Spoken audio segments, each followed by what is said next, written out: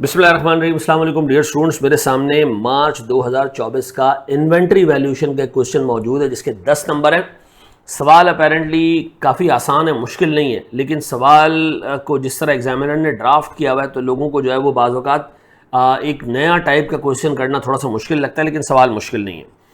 सबसे पहले ultimate objective देख लें। सवाल का ऑब्जेक्टिव क्या है। सवाल में आपको कंप्यूट करनी है value of closing inventory of finish goods, raw material नहीं, फिनिश गुड्स की इन्वेंट्री की सही वैल्यू निकालनी है। अच्छा, ऊपर अगर मैं देखूं तो मुझे एग्जामिनर ने एक प्रॉफिट एंड लॉस अकाउंट दिया हुआ है, और ये कौन सा प्रॉफिट एंड लॉस है। Shadman enterprises limited, 2 finish products A and B. ठीक है जी। Following data has been extracted from the draft PNL. Budgeted PNL नहीं है, ये ड्राफ्ट पीएनएल है। ड्राफ्ट पीएनएल का मतलब होता है कि साल खत्म हो चुका है और हमने ये पीएनएल बनाया, लेकिन इस पीएनएल में अपेरेंटली गलतियां हैं, तभी ये ड्राफ्ट है, फाइनल नहीं है। आपने काम ये करना है कि सर इस ड्राफ्ट पीएनएल को सही करके मुझे ये जो वैल्यू है ना फिनिश गुड्स की क्लोजिंग इन्वेंट्री की, ये आपने रीकैलकुलेट करके देनी है। ये आपने क्या करना है भैया, ये आपने रीकैलकुलेट करनी है। अल्लाह के वास्ते प्रॉफिट रीकैलकुलेट नहीं करना, आपने सिर्फ क्लोजिंग इन्वेंट्री की वैल्यू रीकम्प्यूट करनी। अच्छा, ऐसा क्या मसला है भी, क्लोजिंग इन्वेंट्री की वैल्यू तो दी हुई है यहाँ पे, सीधी सी बात है। नीचे कुछ एडजस्टमेंट्स ऐसी होंगी जो इंडिकेट कर रही हैं कि ये क्लोजिंग इन्वेंट्री की वैल्यू गलत है और आपको सही करनी है। अच्छा जी, आए जरा देखते हैं हम जनाब। ये कह रहे जी raw material Y is used in the manufacturing of A and raw material Z is used in the manufacturing of B। इसका मतलब है ये रॉ मटेरियल Y की बात हो रही है, ये Y की बात हो रही है, ये Y की बात हो रही है, ये Z की बात हो रही है, ये Z की बात हो रही है और ये Z की बात हो रही है। ठीक है। फिर कंपनी फीफो मेथड यूज़ करती है इन्वेंट्री वैल्यूएशन का। इसका उर्दू जुबान में मतलब यह है कि जो क्लोजिंग रॉ मटेरियल मौजूद होगा वो रिसेंट परचेजेस से आ रहा होगा, और जो क्लोजिंग फिनिश गुड्स मौजूद होगा वो रिसेंट मैन्युफैक्चरिंग से आ रहा होगा। ठीक है जी। मैं फिर रिपीट कर दूं, ओपनिंग रॉ मटेरियल, सर जो हमारा क्लोजिंग रॉ मटेरियल मौजूद है फीफो बेसिस पे हम चल रहे हैं तो वो करंट परचेजेस में से आ रहा होगा, और जो हमारे पास फिनिश गुड्स का क्लोजिंग स्टॉक मौजूद है वो करंट मैन्युफैक्चरिंग में से आ रहा होगा। डन हो गया। अच्छा जी। फिर both products are produced in the same premises and total factory overheads are allocated on the basis of direct labour cost. आप डायरेक्ट लेबर कह लें, इसका मतलब है यहाँ OAR निकलता है और फिर ओवरहेड एलोकेट होता है प्रोडक्ट A और B को। ठीक है जी। अच्छा, both direct and indirect labour are paid at the rate of 400 रुपए पर लेबर आवर। ठीक है जी। अच्छा, मुझे एक बात बताओ, इधर एक ही टाइप का लेबर है, स्किल्ड लेबर की बात कर रहा हूँ, अनस्किल्ड, स्किल्ड, सेमी स्किल्ड तो नहीं है ना, एक ही टाइप का लेबर है। तो आप चाहे फैक्ट्री ओवरहेड्स को एलोकेट करो लेबर आवर्स की बेसिस पे, या आप इसको एलोकेट करो लेबर कॉस्ट की बेसिस पे, कोई फर्क नहीं आएगा। हाँ, अलबत्ता इधर डिफरेंट क्लासेस का लेबर होता, स्किल्ड होता उसका कुछ रेट अलग होता, अनस्किल्ड होता उसका कुछ रेट अलग होता। तो लेबर के आवर्स के हिसाब से दो प्रोडक्ट्स को जो ओवरहेड एलोकेट होते और जो कॉस्ट के हिसाब से एलोकेट होते, दोनों में फर्क होता। लेकिन चूंकि इधर एक ही क्लास का लेबर है तो चाहे आप टोटल फैक्ट्री ओवरहेड उठा के लेबर कॉस्ट की बेसिस पे एलोकेट कर दें या आवर्स की बेसिस पे एलोकेट कर दें, बात सेम। ठीक है। अच्छा, फिर नीचे है जी, during the review by internal order the following issues have been identified. Issues हैं तो सर तभी तो एग्जामिनर कह रहे हैं कि ये फिनिश गुड्स की वैल्यू गलत है, रीकंप्यूट करना। इश्यूज हैं क्या। ट्रेड डिस्काउंट 1,20,000 का है जो रॉ मटेरियल Y पे मिला और गलती से हमने Z में डाल दिया। अब बताओ सर, इससे हमारी परचेजेस खराब हुई। रॉ मटेरियल Y का ट्रेड डिस्काउंट Z में डाल दिया, परचेजेस खराब हुई तो रॉ मटेरियल का फिनिश गुड्स, ये रॉ मटेरियल का क्लोजिंग स्टॉक भी खराब हुआ। क्यों? क्योंकि रॉ मटेरियल का क्लोजिंग स्टॉक कैलकुलेट हुआ है करंट परचेजेस में से, क्योंकि करंट परचेजेस का तो रेट ही चेंज हो गया होगा ना। आपको ट्रेड डिस्काउंट मिलने की वजह से करंट परचेज का रेट चेंज हो गया होगा, उस रेट चेंज होने की वजह से जो क्लोजिंग स्टॉक आ रहा है वो भी चेंज हो गया होगा। फिर वो कह रहे जी 250 indirect labour hours are recorded as direct labour hours for the production of A. इसका मतलब है कुछ फैक्ट्री ओवरहेड्स पूरा रिकॉर्ड नहीं हुआ, गलत रिकॉर्ड हुआ है, गलत एलोकेट हुआ है। डायरेक्ट लेबर प्रोडक्ट ए का भी गलत है, प्रोडक्ट ए के डायरेक्ट लेबर में भी गलती है, और एज ए रिजल्ट जो टोटल ओवरहेड ए और बी को एलोकेट हुआ है वो भी गलत है, सही करना है हमने। फिर जी वो कह रहा है फिजिकल स्टॉक चेक में हमें पता चला कि 2000 यूनिट प्रोडक्ट ए के और 1000 यूनिट प्रोडक्ट बी के वो डैमेज्ड हैं, और इन डैमेज स्टॉक की जो एनआरवी है वो सेलिंग प्राइस का 80%, यानी नॉर्मल सेलिंग प्राइस जो भी है इसका 20% कम पे वो बिकेगा, तो 80% जो है वो उस पर बिकेगा। तो अब आपने ये भी चेक करना है कि हमारे पास ए या बी का जो क्लोजिंग स्टॉक है उसमें एनआरवी की एडजस्टमेंट लेनी है या नहीं। ठीक है जी, सवाल हमारे सामने आ गया है। सवाल में बेसिकली 3 गलतियां हैं। ठीक है जी, एक गलती है हमारे पास रॉ मटेरियल में, ठीक है जी, एक गलती हमारे पास लेबर और फैक्ट्री ओवरहेड्स दोनों में है, और एक गलती हमारे पास क्लोजिंग स्टॉक की वैल्यूएशन में है कि हमने डैमेज स्टॉक को कंसिडर किया या नहीं किया। ठीक है जी, तो आए ज़रा एक एक करके हम सब चीज़ों को करेक्ट करें। सबसे पहले हम उठाते हैं जी मेरे पास है प्रोडक्ट ए और प्रोडक्ट बी। ठीक है जी, हम एक काम करते हैं, हम यहाँ निकालते हैं correct raw material consumed, correct labour cost, correct overheads,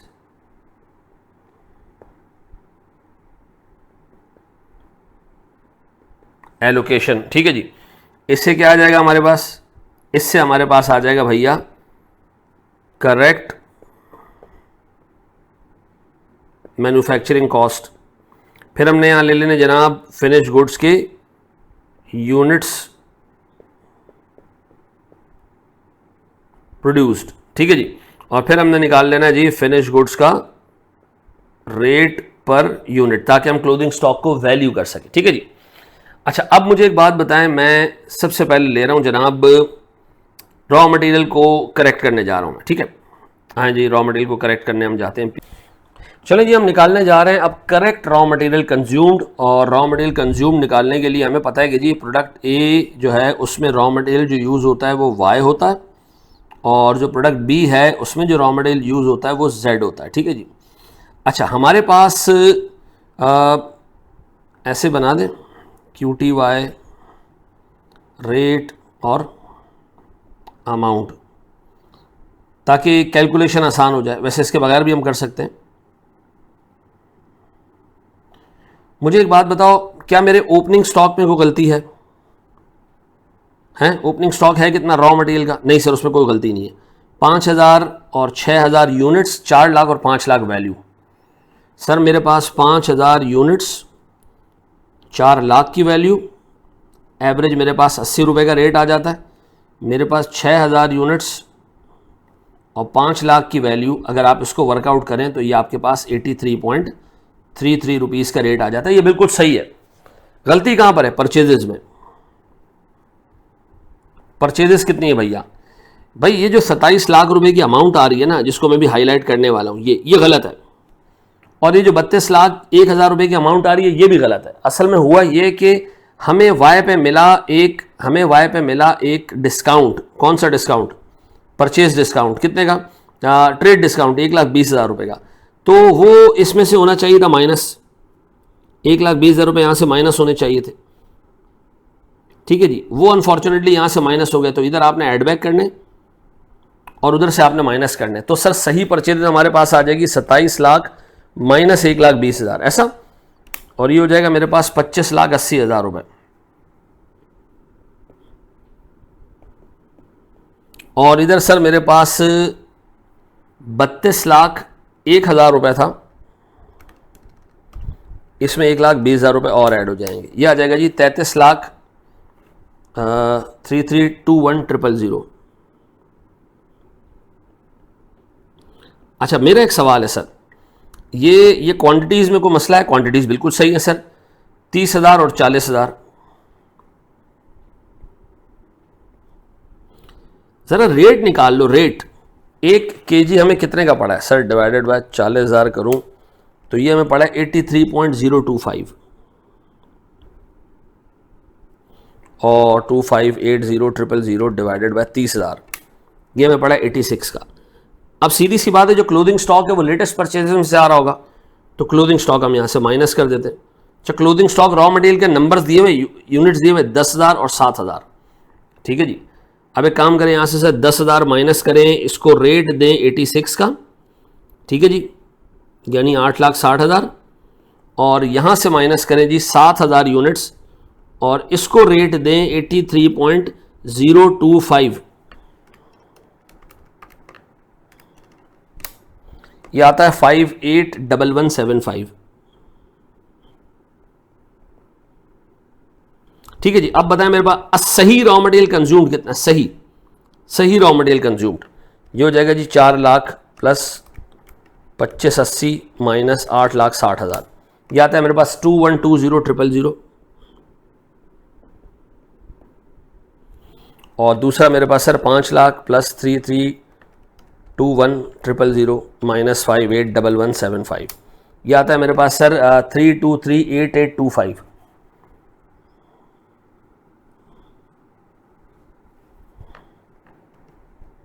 पाँच लाख प्लस 3321,000 माइनस 581175। यह आता है 3239,825। 3239,825 ये आ गया भैया करेक्ट फिगर्स। यहाँ ले लें हम रॉ मटेरियल कंज्यूम 2120,000 और ये आ रहा है मेरे बच्चों 3239,825।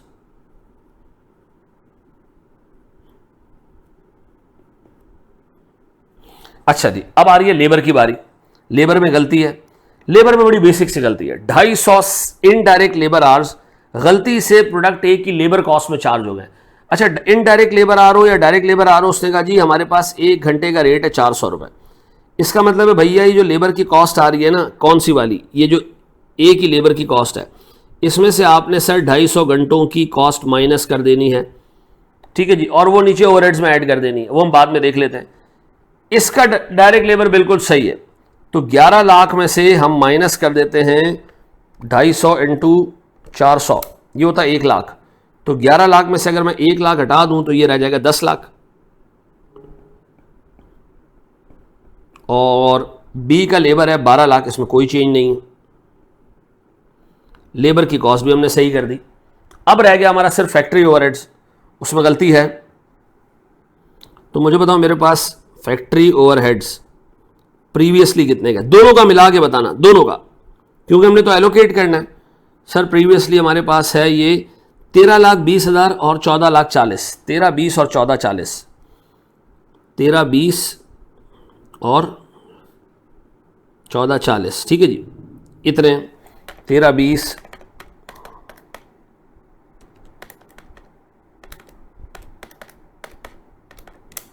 ये आता है मेरे बच्चों 2,760,000। अब मैं इसमें एडजस्ट कर रहा हूं, ऐड कर रहा हूं जो इनडायरेक्ट लेबर गलती से चार्ज हो गया था डायरेक्ट लेबर में, जो थे जी मेरे पास 250 घंटे 400 रुपये के रेट से, ये बनते हैं जी 1 लाख। ये कितना आ जाता है जी 2,860,000 भैया, ये है हमारे पास FOH करेक्ट। अब आपने ये एलोकेट करना है मेरे बच्चों, एलोकेट करना है आपने किस में, ए और बी में, ए और बी में एलोकेट करना है। किस बेसिस पे, उसने कहा लेबर कॉस्ट की बेसिस पे कर दो। आप आर्स की बेसिस पे भी कर सकते हो, कॉस्ट की बेसिस पे भी। लेबर कॉस्ट कितनी है, 10 लाख और 12 लाख, 10 लाख और 12 लाख आप इस बेसिस पे एलोकेट कर दो। 2,860 डिवाइडेड बाय 22 मल्टीप्लाई बाय 10, ये आता है जी मेरे पास अगर मैं एलोकेट करूं इस रेशो में तो ये आता है 13 लाख,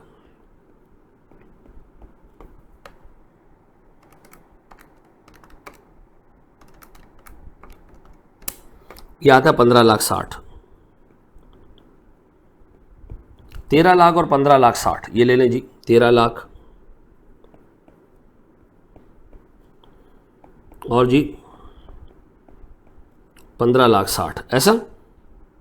तो ये आ गई सर मेरे पास टोटल मैन्युफैक्चरिंग कॉस्ट। अगर मैं अलग अलग एडअप कर दूं 2120,000 प्लस 1 मिलियन प्लस 13 लाख, ये आता है मेरे बच्चों मेरे पास टोटल 4,420,000। और इधर 3239,825 प्लस 12 लाख प्लस 15 लाख 60,000, ये आता है 5,999,825। मैं इसको राउंड ऑफ करके 6 मिलियन कर देता हूँ, राउंड ऑफ करके, ठीक है, ज़िंदगी आसान रहे। कोई 75 रुपये का, 175 रुपये का डिफरेंस है, तो मैंने इसको 6 मिलियन कर दिया ऐसा। अब ये आगे मेरे सर टोटल जो है वो प्रोडक्शन कॉस्ट। अब मेरे पास बताया, मेरे पास फिनिश गुड्स के यूनिट्स कितने, यूनिट्स। अच्छा, ये नहीं दिए, मैं आपको ये बताया हुआ है कि जैसे प्रोडक्ट ए है तो उसका ओपनिंग फिनिश गुड्स है 10,000 का, ठीक है जी। आपने सेल की है 48,000, ये रहा जी। क्लोजिंग स्टॉक है आपका 12,000, तो इसका मतलब है बैलेंसिंग फिगर मेरे पास यहाँ आती है जो मैंने प्रोड्यूस किए हैं 50,000 यूनिट्स। ये ए का हिसाब किताब है, ये प्रोडक्शन है ऐसा। तो प्रोडक्शन ए की हुई है कितनी, 50,000 यूनिट्स। इसी तरह अगर आप बी का भी हिसाब किताब देखेंगे, एक रफ कैलकुलेशन में कर रहा हूं, वैसे तो आप ये कैलकुलेटर पे भी कर सकते हो। बी में ओपनिंग कितना भैया, ओपनिंग फिनिश गुड्स 15,000, क्लोजिंग कितना है जी 16,000, बेचे कितने 59,000। एक बात बताओ, मेरे पास 59 प्लस 16 माइनस 15, यह आता है प्रोडक्शन जी कितने का, 60,000 यूनिट्स प्रोड्यूस हुए। यूनिट्स की बात कर रहा हूं, एक रफ कैलकुलेशन हमने कर ली कि भैया हमारे पास यहां जो प्रोडक्शन हुई है वो 60,000 यूनिट्स की हुई है। एक बात बताओगे, मेरे पास फिनिश गुड्स के एक यूनिट का रेट कितना है, 4420,000 डिवाइडेड बाय 50,000, ये आता है मेरे प्यारे बच्चों 88.4, और 6 मिलियन डिवाइडेड बाय 60,000, ये आता है मेरे पास 100 रुपए।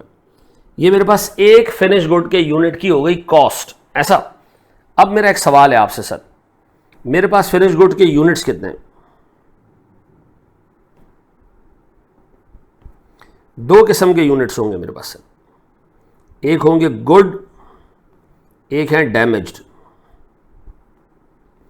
अच्छा, गुड यूनिट्स कितने हैं भैया, टोटल यूनिट्स हैं 12,000, ठीक है, फिनिश गुड्स में। वो कह रहा है इसमें जो 2,000 यूनिट है ना, 2,000 ए में फिजिकल काउंटिंग रिवील्ड दैट ए के 2,000 यूनिट्स 80% ऑफ सेलिंग प्राइस बिकेंगे। तो मुझे बताया गुड यूनिट्स हो गए 10,000, डैमेज्ड हो गए 2,000, इनकी कॉस्ट है 88.4। इनकी एनआरवी कितनी, एनआरवी सेलिंग प्राइस का 80%, सेलिंग प्राइस का 80%। सेलिंग प्राइस तो चेक करो कितनी है, 5040 को 48,000 से डिवाइड करो, ये आती है जी 105। फिर 7670,000 डिवाइडेड बाय 59,000, इसकी सेलिंग प्राइस आती है 130। सर 105 और 130, भाई इसकी एनआरवी होगी 105 का 80%, कितना होता है जी 84, ये एनआरवी है जी, और ये 105 है एनआरवी। तो मुझे बताओ सर, इस वाले पर्टिकुलर जो गुड यूनिट्स है उसको कैरी करना चाहिए कॉस्ट पे, और जो लॉस यूनिट्स हैं, डैमेज यूनिट्स है, उसको कैरी करना चाहिए एनआरवी पे, क्योंकि एनआरवी कॉस्ट के मुकाबले में 88.4 के मुकाबले में कम है। अच्छा, अगर मैं इसको देखूं तो मेरे पास सर यहां पर जो गुड यूनिट्स हैं बी में, गुड और डैमेज्ड, गुड यूनिट्स मेरे पास सर टोटल 16,000 है। वो कह रहे हैं इसमें से 1,000 यूनिट ऐसा है, हाईलाइट कर दूं उसको, 1,000 यूनिट ऐसा है, आप देख रहे होंगे बिल्कुल बॉटम पे, 1,000 यूनिट ऐसा है जो डैमेज्ड है। तो गुड यूनिट्स है हमारे पास 15,000 और डैमेज यूनिट्स हैं 1,000। अच्छा बाबू, इनकी एनआरवी क्या है, इसकी एनआरवी है जी 130 का 80%, 104, और इसकी एनआरवी 130 है क्योंकि गुड है। तो दोनों केसेस के अंदर हमारी एनआरवी कॉस्ट से ज़्यादा है, तो हमें इन्वेंट्री को वैल्यू करना चाहिए किसके ऊपर, कॉस्ट के ऊपर, ठीक है जी। एनआरवी को देखना ही नहीं चाहिए, जो हमारे पास प्रोडक्ट ए है उसमें आपको एनआरवी देखनी पड़ेगी ऐसा। तो अब एक काम करते हैं, हम वैल्यूएशन कर लेते हैं स्टॉक की ऐसा। अब बताएं मेरे प्यारे बच्चों, अगर मैं आपसे कहूँ यहाँ वैल्यूएशन कर लूँ, या मैं एक काम करूँ कि थोड़ी कारीगरी कर लेते हैं,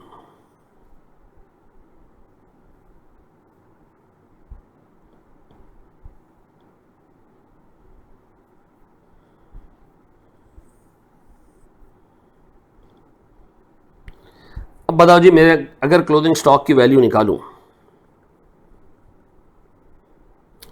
तो मैं ए के बारे में कहूँगा कि सर मेरे पास जो गुड यूनिट्स हैं वो हैं 10,000, वो कैरी होंगे किस पे, कॉस्ट पे 88.4 पे, और जो मेरे पास सर डैमेज्ड यूनिट्स हैं जो कि कितने 2,000, ये कैरी होंगे एनआरवी पे।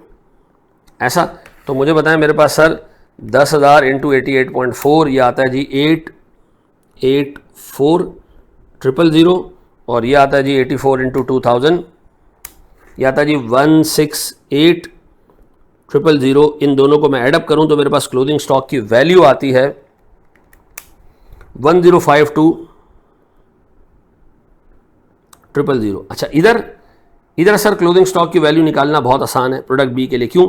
एंटायर स्टॉक जो है ना, एंटायर स्टॉक, एंटायर, चाहे वो गुड है चाहे वो डैमेज्ड है, वो कॉस्ट पे ही कैरी हो रहा है। ठीक है जी। गुड यूनिट्स मेरे पास हैं 15,000, वो भी वैल्यू होंगे 100 रुपये पे, और जो डैमेज यूनिट्स हैं 1,000 वो भी वैल्यू होंगे 100 रुपये पे। ठीक है जी। तो 15 लाख रुपए यहाँ आ जाएंगे और 1 लाख रुपए यहाँ आ जाएगा। तो मेरे पास मेरे प्यारे बच्चों ये दोनों हो जाएगा कितना, 16 लाख रुपए। तो हमारे पास सर जवाब आ गया जो हमारे एग्जामिनर ने हमसे मांगा था कि फिनिश गुड्स ए की करेक्ट वैल्यू है 1052 और यहाँ की करेक्ट वैल्यू है 16 लाख। अच्छा, ऊपर अगर आप देखें ना सवाल में तो ये 1180 है, वो 15,41,000 है, जबकि हमने अब सही वैल्यू निकाल ली दोनों की। डन है मेरे बच्चों, देख लोगे सवाल मुश्किल नहीं था, आसान था, लेकिन थोड़ा सा यूनिक था, तो आपको थोड़ी सी परेशानी हुई होगी। Thank you very much.